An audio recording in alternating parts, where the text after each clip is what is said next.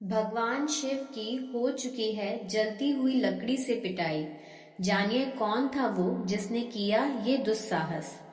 सच्ची घटना पर आधारित महाशिवरात्रि पर जरूर सुन ले ये कथा। अगर आपसे कोई कहे कि भगवान शिव जिन्हें संसार में परमपिता का दर्जा मिला हुआ है, उनकी किसी ने जलती हुई लकड़ी से पिटाई की है, तो क्या आप इस बात पर यकीन करेंगे? आप भले ही इस बात पर यकीन न करें, पर यह बात पुराणों के अनुसार बिल्कुल सच है। बात कुछ 1360 ईस्वी के आसपास की है। उन दिनों बिहार के विस्फी गांव में एक कवि हुआ करते थे। कवि का नाम विद्यापति था। कवि होने के साथ साथ विद्यापति भगवान शिव के अनन्य भक्त भी थे। इनकी भक्ति और रचनाओं से प्रसन्न होकर भगवान शिव की एक बार इनके घर नौकर बनकर रहने की इच्छा हुई। भगवान शिव एक दिन एक गरीब दीनहीन का वेश बनाकर विद्यापति के घर आ गए। विद्यापति को शिव जी ने अपना नाम उगना बताया। विद्यापति की आर्थिक स्थिति अच्छी नहीं थी, भोजन पानी की भी असुविधा थी, अतः उन्होंने उगना को नौकरी पर रखने से मना कर दिया। लेकिन शिव जी मानने वाले कहाँ थे। वे बोले, हमें कुछ नहीं चाहिए, बस 2 वक्त कुछ भी रूखा सूखा दे देना, हम खा लेंगे, और बस हम आपकी सेवा करना चाहते हैं। और सिर्फ 2 वक्त के भोजन पर नौकरी करने के लिए तैयार हो गए। इस पर विद्यापति की पत्नी ने विद्यापति से उगना को नौकरी पर रखने के लिए कहा। पत्नी की बात मानकर विद्यापति ने उगना को नौकरी पर रख लिया। एक दिन उगना विद्यापति के साथ राजा के दरबार में जा रहे थे। तेज गर्मी की वजह से विद्यापति का गला सूखने लगा, लेकिन आसपास जल का कोई स्रोत नहीं था। विद्यापति ने उगना से कहा कि कहीं से जल का प्रबंध करो, अन्यथा मैं प्यासा ही मर जाऊंगा। आसपास किसी प्रकार की जल की सुविधा न मिलने पर भगवान शिव कुछ दूर जाकर अपनी जटा खोलकर 1 लोटा गंगा जल भर लाए। विद्यापति ने जब जल पिया तो उन्हें गंगा जल का स्वाद लगा और वह आश्चर्यचकित हो उठे कि इस वन में जहाँ कहीं जल का स्रोत तक नहीं दिखता, यह जल कहाँ से आया, वह भी ऐसा जल जिसका स्वाद गंगा जल के जैसा है। कवि विद्यापति उगना पर संदेह करने लगे कि यह कोई सामान्य व्यक्ति नहीं है, अतः उगना से उनका वास्तविक परिचय जानने के लिए जिद करने लगे और कहने लगे, मैं जानता हूँ आप कोई साधारण व्यक्ति नहीं हैं, और पैर पकड़कर विनती करने लगे और बोले, कृपा मुझे बताएं आप कौन हैं, अन्यथा मैं आपके चरण नहीं छोड़ूंगा और अपने प्राण दे दूंगा।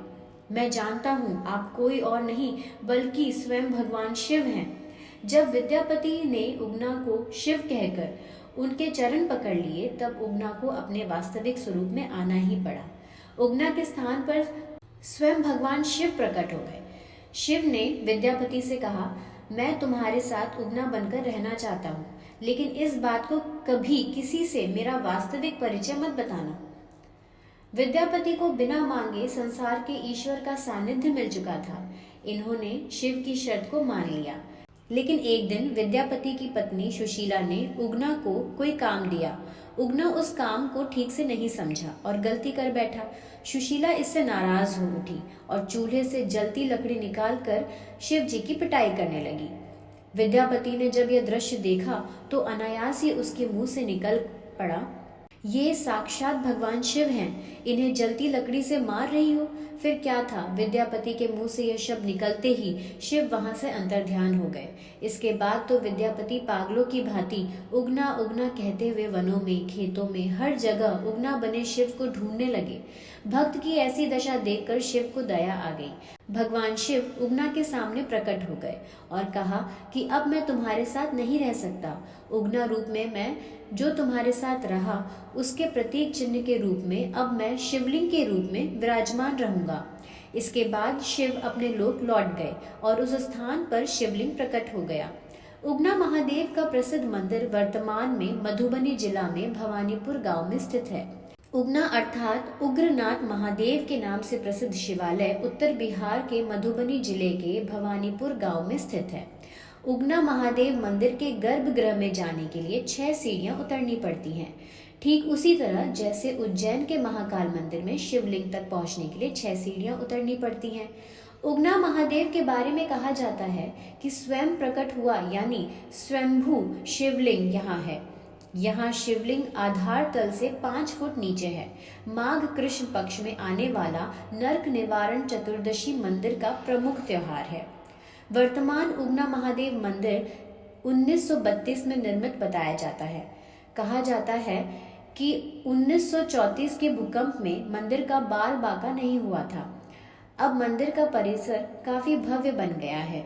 मुख्य मंदिर के अलावा परिसर में यज्ञशाला और संस्कारशाला बनाई गई है। मंदिर के सामने सुंदर सरोवर है। पास में ही एक कुआं है जिसे चंद्रकूप कहा जाता है। इस कुएं के बारे में कहा जाता है कि शिव जी ने यहीं से पानी निकाला था। काफी श्रद्धालु इसका पानी पीने के लिए यहाँ आते हैं। आज आपको ये कथा कैसी लगी नीचे कमेंट करके ज़रूर बताएं और सच्चे मन से हर हर महादेव लिखें। आप सभी को महाशिवरात्रि की हार्दिक शुभकामनाएं। बोलिए उमापति महादेव की जय। हर हर महादेव।